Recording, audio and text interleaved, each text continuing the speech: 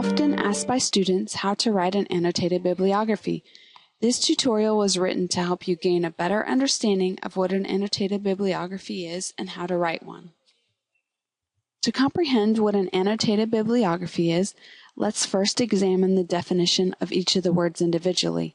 We'll start with a bibliography.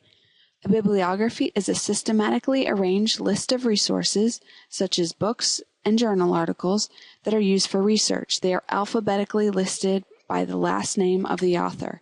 See the red underlines in the example.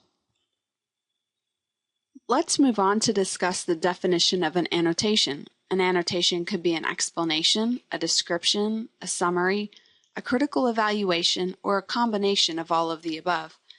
In general, when speaking about an annotation in regards to an annotated bibliography, an annotation helps the reader gain additional knowledge of the source without reading the entire source. Now let's combine the definitions of a bibliography and an annotation into one larger definition. An annotated bibliography is a systematically arranged list of resources, such as books and journals, used for research that also has a brief summary and critical evaluation of each resource. In other words, a bibliography provides you with the author, title, and publication details of resources used, whereas an annotated bibliography includes everything a bibliography does, but it also adds a paragraph of summary and evaluation to each resource. Because it can be helpful to have a visual example of what you are trying to create, here are the first two sources listed in an annotated bibliography. Notice the bibliographic entries listed are in alphabetical order, like we previously stated was necessary. These are shown by the red underlines. Both entries use correct Turabian format, and then they're both followed by the annotated portion as indicated by the yellow stars. A commonly asked question is, how long should my annotated bibliography be? The length of each annotated entry depends upon the specific guidelines your professor has given you. An annotation can be as short as one sentence, but generally, each annotation should be one paragraph. That is 3 to 5 sentences, not exceeding 150 to 200 words.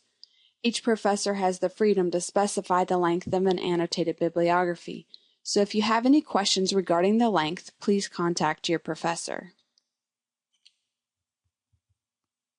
You might also be wondering, how do I choose sources to use in my annotated bibliography? Choosing resources for an annotated bibliography involves doing research just like any other project. Choose peer-reviewed journals and scholarly monographs that provide a wide variety of perspectives on your topic. The quality of your bibliography will depend on your selection of your sources. If you need help determining which sources are scholarly or peer-reviewed, take a few minutes to watch our scholarly versus popular video tutorial. You can find that tutorial by searching for other videos on our YouTube channel under Luther Rice Library. Ultimately, when choosing sources for your annotated bibliography, always follow the specific guidelines your professor may have given you. We hope that you now have a good understanding of an annotated bibliography. With the tools we have given you, hopefully you can successfully write solid annotations that will earn you a high grade on your next annotated bibliography assignment.